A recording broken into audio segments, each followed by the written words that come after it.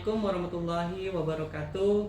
Perkenalkan, nama saya Abdul Arif, calon guru penggerak angkatan 10 dari SDN Kalibaru 5, Kota Depok. Saya tidak sendiri, saya ditemani oleh teman saya yang bernama Liris Suryani dari guru kelas 6. Halo Bu Liris, apa kabar? Alhamdulillah baik Pak Ari. Semangat ya. Semangat. Iya. Baik Bu Liris, pada kesempatan kali ini kita akan ngobrol-ngobrol ya berkaitan dengan pra-observasi sebelum saya melakukan observasi nanti di dalam kelas untuk mengamati dan melihat proses pembelajaran di dalam kelas. Dan nanti di akhir nanti saya juga akan melakukan pasca observasi. Siap. Baik Bu Liris, tujuan dari adakannya observasi ini yaitu untuk mengamati dan mengevaluasi proses pembelajaran yang Ibu Liris nanti lakukan di dalam kelas. Mengapa mengadakan percakapan pra-observasi ini? Jadi sebelum melakukan observasi, kita melakukan persiapan awal sebelum Ibu Liris melakukan proses pembelajaran di kelas agar Bu Liris lebih siap dan lebih percaya diri. Iya, terima kasih. Baik, sebelum percakapan ini kita lakukan, saya boleh bertanya ya tentang percakapan ini Bu Liris? Iya, silakan Pak. Apa Iya. yang ingin ditanyakan? Iya, baik Bu Liris, tujuan pembelajaran yang akan Bu Liris lakukan di dalam kelas ingin dicapai seperti apa? Untuk kali ini tujuan pembelajaran yang ingin saya capai itu saya ingin supaya siswa bisa mengidentifikasi organ tubuh yang berkaitan dengan sistem gerak, itu yang pertama. Lalu yang kedua, tujuan yang kedua yang ingin saya capai itu siswa bisa menjelaskan mengapa sih tubuh kita ini bisa bergerak, gitu aja. Oh, seperti itu. Berarti tujuannya udah jelas ya Bu Liris akan capai nanti ya di pembelajaran. Betul. Baik, terus jenis pengembangan atau penilaian yang akan Bu Liris lakukan ketika pembelajaran seperti apa? Ada dua yang ingin saya kembangkan ya Pak ya. Yang pertama dari nilai pengetahuan, yaitu siswa bisa menjawab pertanyaan-pertanyaan yang saya ajukan nanti saat di dalam kelas. Lalu yang kedua ini mengenai nilai keterampilan. Jadi saya akan mengadakan siswa itu supaya bisa berdiskusi ya Pak ya, per kelompok gitu. Jadi nanti ketika berdiskusi saya berkeliling dan sambil melakukan observasi kepada siswa-siswa tersebut. Oh, berarti ada dua ya, selain Iya. pengetahuan juga keterampilan nanti ya. Ya, mudah-mudahan nanti dalam kegiatan penilaian dan kegiatan observasi di kelas berjalan dengan baik ya. Nanti Iya. anak-anak bisa ngikuti ya. Betul Pak, mudah-mudahan ya Iya. Pak ya. Baik, selanjutnya Bu Liris, ketika kita melakukan proses pembelajaran, ada dong rancangan-rancangan Bu Liris nih atau strategi Bu Liris yang akan Bu Liris lakukan nanti ketika dalam proses pembelajaran. Nah, apa nih strategi atau rancangan Bu Liris yang akan Bu Liris lakukan? Strategi yang ingin saya lakukan nih, rancangan pembelajaran yang ingin saya lakukan itu yang pertama mengenai tentang pembelajaran berdiferensiasi, baik diferensiasi konten, proses ataupun produk yang akan diintegrasikan ke dalam pembelajaran sosial dan emosional. Nah, diantaranya juga ada diferensi konten ya Pak ya. Nah, itu bisa dari video YouTube, buku paket, ataupun nanti dari kartu-kartu pertanyaan yang saya ajukan. Lalu yang kedua ada diferensiasi proses.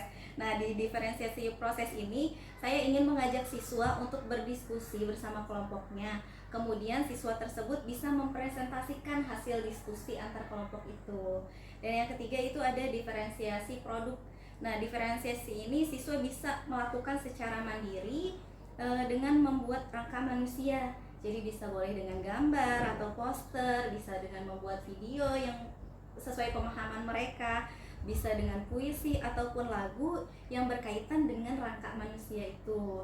Nah, selain pembelajaran yang berdiferensiasi, saya juga ingin membagi kelompok. Tentu saja kan tadi ada diskusi ya Pak ya. Diskusi itu supaya enggak terlalu besar, jadinya saya buat kelompok supaya bisa berdiskusi antar kelompok. Lalu yang ketiga itu saya membuat pembelajarannya itu model pembelajarannya dengan problem based learning. Oh, seperti itu. Jadi Bu Liris melakukan strateginya luar biasa nih ya. Dari pembelajaran berdiferensiasi lalu diintegrasikan dengan pembelajaran sosial emosional. Sekarang setelah Bu Liris merancang terus melakukan kegiatan itu ya, sekarang metode apa yang Bu Liris akan lakukan di dalam pembelajaran? Metode yang ingin saya lakukan tentu saja berpusat pada siswa ya Pak ya. Iya. Nah, berpusat pada siswa ini ya tadi diskusi gitu. Itu kan antar siswa saling diskusi, terus melakukan presentasi. Nah, presentasi ini kan setelah siswa itu berdiskusi, mereka melakukan presentasi dan tanya jawab. Semoga itu benar-benar bisa berpusat pada siswa Iya, deh gitu iya. ya Jadi Pak ya. guru sebagai fasilitator aja ya. Iya, betul. Nah, ketika Bu Liris melakukan pembelajaran itu media yang digunakan Bu Liris apa nih? Rencananya sih tentu saja buku ya Pak Iya, ya, buku. buku yang telah disediakan oleh pihak sekolah. Lalu tadi ada video-video pembelajaran ya. Terus ada saya sih rencananya mau membuat slide, mudah-mudahan bisa tercapai juga Iya. itu Pak ya. Iya. Dan kartu pertanyaan serta lembar kerja untuk siswa. Oke, baik. Luar biasa Bu Liris, dari rencana, tujuan, sampai rancangan kegiatan dalam pembelajaran, sampai ada penilaian SPM sudah Bu Liris rancang ya dengan sebaik-baiknya. Nah, kira-kira kapan nih Bu Liris nih saya ingin melihat action Bu Liris dalam kegiatan pembelajaran ini? Mungkin dari apa, jam berapa, dan mata pelajarannya apa gitu? Oke, kalau pembelajaran sih kalau sesuai jadwal ya Pak ya, Iya.